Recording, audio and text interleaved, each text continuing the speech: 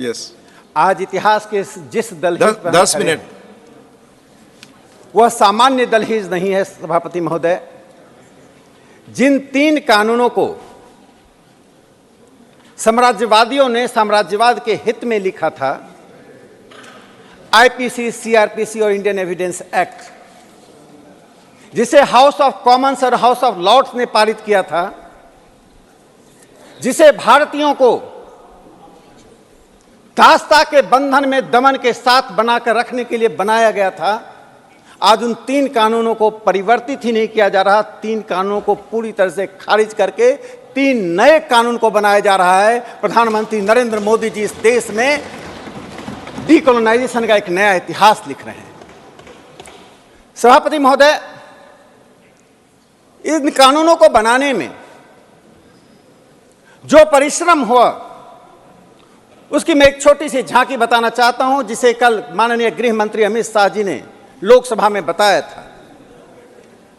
18 राज्यों ने, 16 उच्च न्यायालयों ने, सर्वोच्च न्यायालय ने, 22 लॉ यूनिवर्सिटीज ने, 5 विधिवेत्ताओं ने जो शिक्षाविद हैं और 200 आईपीएस ऑफिसर्स ने, करीब 40 सांसदों ने और स्टैंडिंग कमेटी के साथ 3200 सुझाव आए।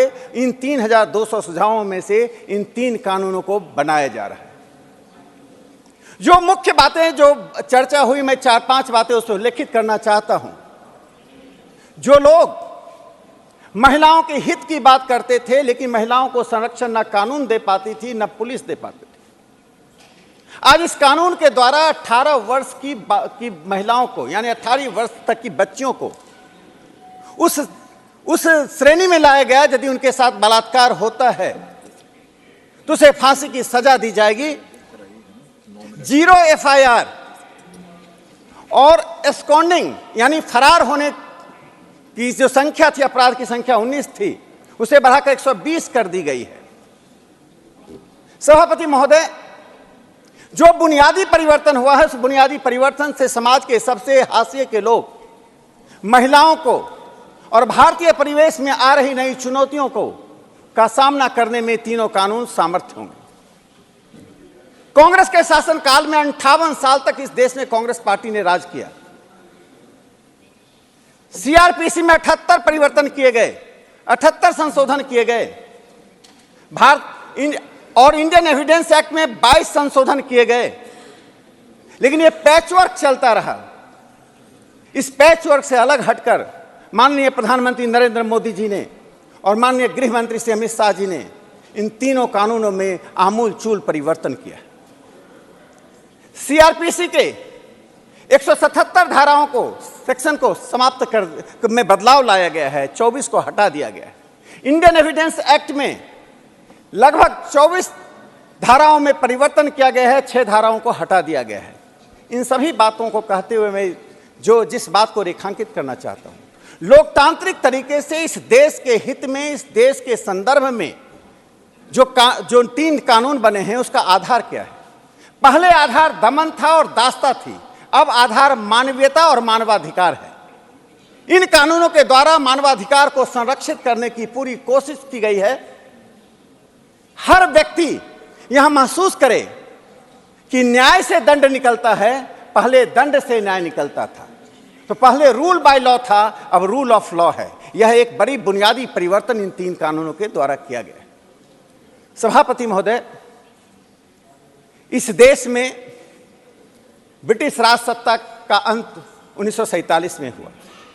47 में अंत होने के बाद यह उम्मीद जताई गई थी कि इस देश की मानसिक स्थिति को देखते हुए, इस देश के संदर्भ को देखते हुए, इस देश के इतिहास और विरासत को देखते हुए कानूनों में परिवर्तन किया जाएगा। लेकिन बड़ा सवाल उठता है, जो लोग आज सदन में नहीं हैं, उनसे वे बाहर हैं, लेकिन देश उनसे सवाल पूछेगा कि आपने परिवर्तन क्यों नहीं किया? पहले मुझे लगा कि वे आलस्य का भाव था, उनमें वह जोर नहीं था कि चीज को परिवर्तन कर सके। लेकिन जब मैंने राज्यसभा की बहस को देखा, उसकी 3 घटनाओं का उल्लेख करना चाहता हूं। 19 अगस्त 1959 को जी रामचंद्रन जी ने राज्यसभा में एक सवाल उठाया, क्वीन विक्टोरिया, जॉर्ज पंचम की मूर्तियां इस देश में क्यों लगी हुई हैं? सरकार के पास जवाब नहीं था। सरकार ने कहा कि हमारे पास, हम खाली स्थान नहीं छोड़ना चाहते हैं, जब नई मूर्तियों का निर्णय होगा तो इन्हें हटाएंगे। उस वक्त की सरकार को यह एहसास नहीं हो पाया कि ये क्वीन विक्टोरिया कौन है, ये जॉर्ज पंचम कौन है। इनके कारण ही जालियांवाला बाग कांड हुआ, इनके कारण ही शहीद शहादत हुई, इनके कारण ही हजारों लोग जेल में बंद हुए। लेकिन 12 साल तो तब था जब 59 में सवाल हुआ। 30 मार्च 1966 को इसी राज्यसभा में श्री अटल बिहारी वाजपेयी जी ने जब सवाल खड़ा किया कि जॉर्ज पंचम की मूर्ति क्यों लगी हुई है, और वाजपेयी जी ने सरकार को चेताते हुए कहा, क्या हम अब उनके उस प्रतिमा पर चारकोल लगाने की प्रतीक्षा कर रहे हैं? तो सरकार का जवाब था, अभी निर्णय नहीं हुआ कि उस मूर्तियों को हटाएं।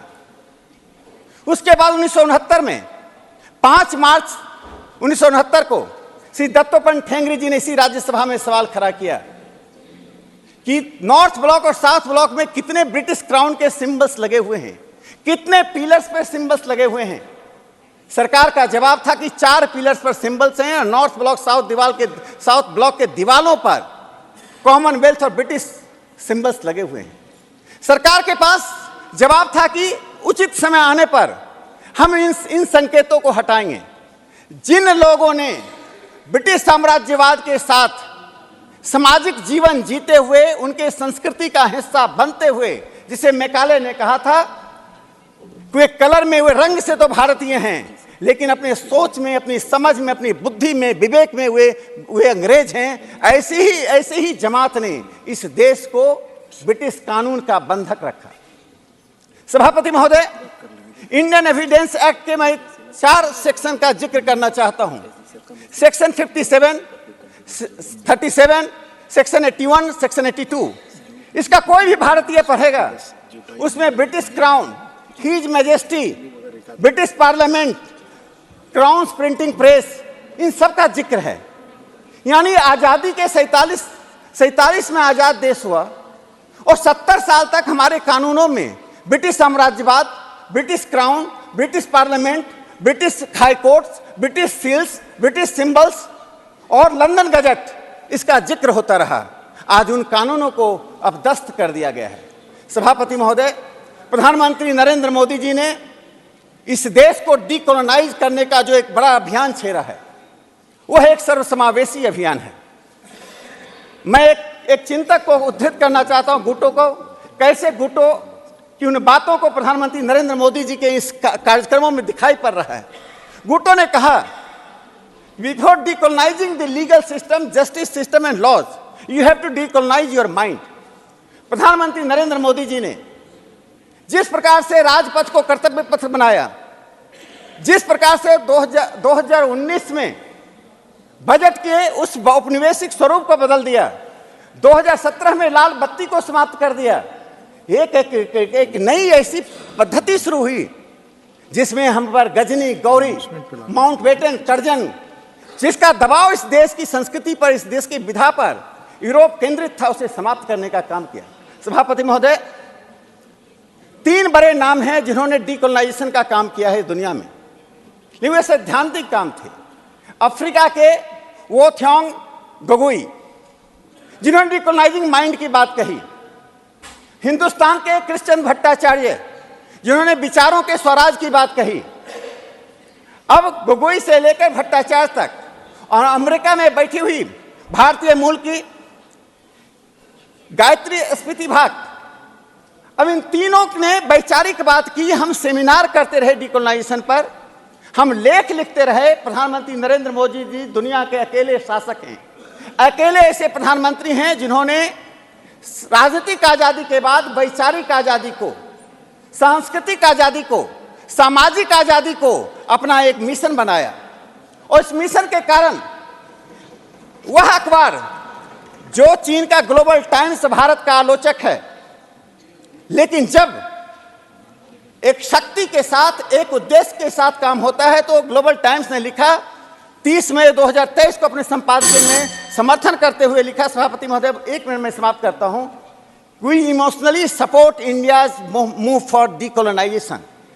और मैं इससे जोड़ता हूं, गार्डियन अखबार ने 19 मई 2014 को जो प्रधानमंत्री जी के बारे में लिखा, Modi ji new test of destiny, उसमें जो कहा था कि प्रधानमंत्री नरेंद्र मोदी जी भारत की सांस्कृतिक वैचारिक पृष्ठभूमि को अंग्रेजियत से अलग करना चाहते हैं, इज ए गिफ्टेड पॉलिटिशियन। आज उस बात को हम देख रहे हैं, आज पूरी दुनिया में इस बात की चर्चा हो रही है। डीकोलोनाइजेशन का एजेंडा पूरी दुनिया में मुख्य धारा का एजेंडा बन चुका है। आज प्रधानमंत्री मोदी जी ने यह साबित कर दिया है कि यदि देश को अपनी अस्मिता के आधार पर अपने पैरों पर चलकर आगे बढ़ना है, उसे विदेशी दास्ता से अपने आप को मुक्त करना पड़ेगा। उनके लिए मैं 2 पंक्ति बोलता हूं जो प्रधानमंत्री मोदी जी ने आज डीकोलोनाइजेशन का संदेश पूरी दुनिया को दिया है। दिशा दीप्त हो उठी, प्राप्त कर पुण्य प्रकाश तुम्हारा, लिखा जा चुका अनल अक्षरों में इतिहास तुम्हारा। बहुत बहुत धन्यवाद।